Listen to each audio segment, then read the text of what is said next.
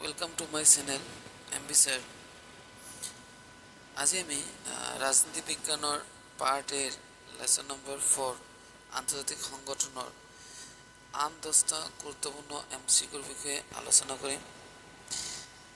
গতিকে মোৰ এই ভিডিঅ'টো প্ৰথমৰ পৰা শেষলৈ চাবলৈ অনুগ্ৰহ কৰিছোঁ। এই সিৰিজৰ প্ৰথম কোৱেশ্চনটো হৈছে সিৰিয়াল নম্বৰ অনুযায়ী 71 হ'ব।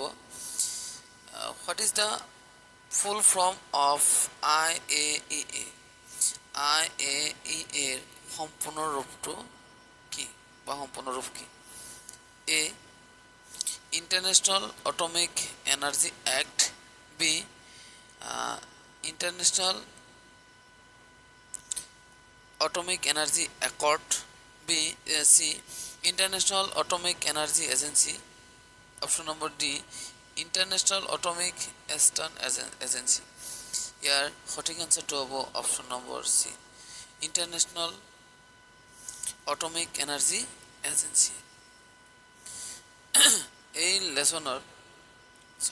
সিৰিজৰ নেক্সট কোৱেশ্চনটো হৈছে 72।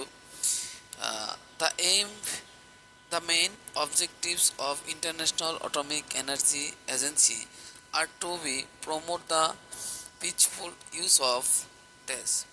আন্তঃৰাষ্ট্ৰীয় পাৰমাণৱিক ইন্ধন এজেন্সিৰ মুখ্য উদ্দেশ্য হৈছে দেশ শান্তিপূৰ্ণভাৱে ব্যৱহাৰ কৰা। অপশন নম্বৰ এ নিউক্লিয়াৰ এনাৰ্জি মানে পাৰমাণবিক শক্তি, বি গ্লোবাল ট্ৰেড বিশ্ব বাণিজ্য, অপশন নম্বৰ সি মিলিটাৰি পাওয়াৰ সামৰিক শক্তি, option number D veto power. ইয়াৰ সঠিক আনসাৰটো হ'ব অপশন নম্বৰ এ নিউক্লিয়ার এনার্জি মানে পারমাণবিক শক্তি। আন্তঃরাষ্ট্রীয় পারমাণবিক ইন্ধন এজেন্সির মুখ্য উদ্দেশ্য হৈছে পারমাণবিক শক্তি শান্তিপূর্ণভাবে ব্যবহার করা। Next question 73। The International Court of Justice, popularly known as the DES, আন্তঃরাষ্ট্রীয় ন্যায়ালয়ক ডেস বুলি জনা যায়। এ ওয়ার্ল্ড কোর্ট বিশ্ব ন্যায়ালয়, বি সুপ্রিম কোর্ট সর্বোচ্চ ন্যায়ালয়, সি ক্রিমিনাল কোর্ট অপরাধ ন্যায়ালয়, ডি সাব অর্ডিনেট কোর্টস অধীনস্থ ন্যায়ালয়। ইয়াৰ সঠিক এনসাৰটো হ'ব option number A world court বিশ্ব ন্যায়ালয়। Next question 74।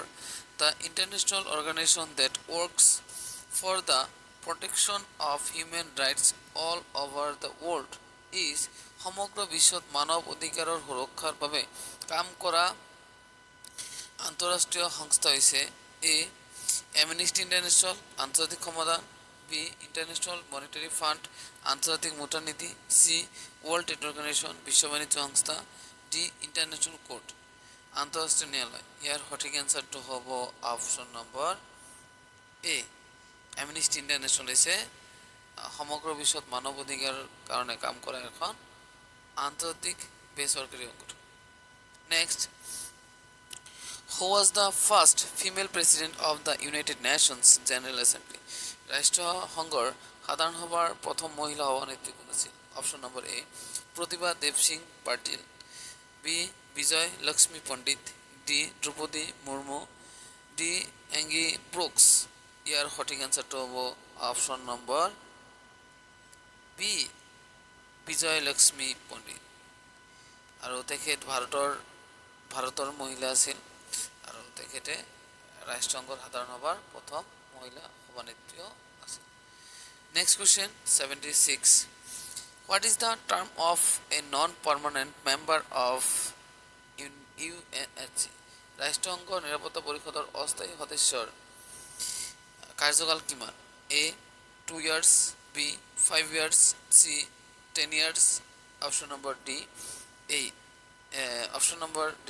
1 year। ইয়াৰ সঠিক এনসাৰটো হ'ব option number A 2 years। Next question 77। When did India join the United Nations? ভাৰতে কেতিয়া ৰাষ্ট্ৰসংঘত যোগদান কৰিছিল? অপশন নম্বৰ এ 26 জানুৱাৰী 1945, বি 26 নৱেম্বৰ 1949, অপশন নম্বৰ সি 15 August 1947, option number D 30 October 1945 ইয়াৰ সঠিক আনসাৰটো অপশন নম্বৰ ডি 30 অক্টোবৰ 1945ত ভাৰতীয় ৰাষ্ট্ৰসংঘত যোগদান দিছিল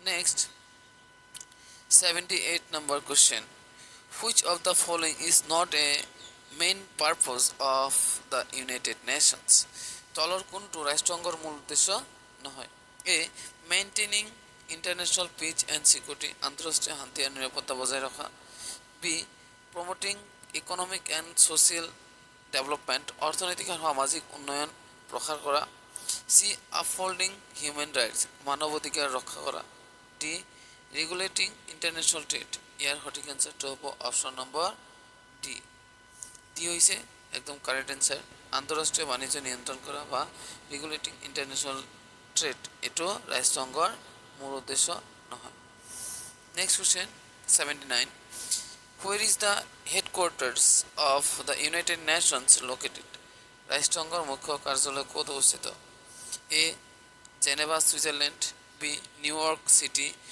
USA C Paris France D London England ইয়াৰ সঠিক আনসাৰটো option number B New York city USA ৰাষ্ট্ৰসংঘ যেটো মুখ্য কাৰ্যালয় আছে তাত হেতু হৈছে আমেৰিকা যুক্তৰাষ্ট্ৰৰ নিউয়ৰ্ক চহৰত আছে আৰু বাকিবিলাকতো আন আন্তৰ্জাতিক সংগঠনবিলাকো আছে নেক্সট এই সিৰিজৰ লাস্ট কোশ্চেন হৈছে who is the chief administrative officer of the United Nations ৰাষ্ট্ৰসংঘৰ মুখ্য প্ৰশাসনিক বিষয়া কোন A president of the general assembly সাধাৰণ সভাৰ সভাপতি বি সেক্ৰেটাৰি জেনাৰেল সচিব প্ৰধান C president of the security council নিৰাপত্তা পৰিষদৰ সভাপতি option number D high commissioner for human rights ইয়াৰ সঠিক আনসাৰটো হ'ব option number B general assembly security general মানে সচিব প্ৰধান এইখিনি আছিল আমাৰ এইখন ভিডিঅ'ৰ মূল কোশ্চেনসমূহ thank you for watching my video please like comments and subscribe to my channel for connecting to me জয় হিন্দ জয় অসম ভাৰত মাতা কি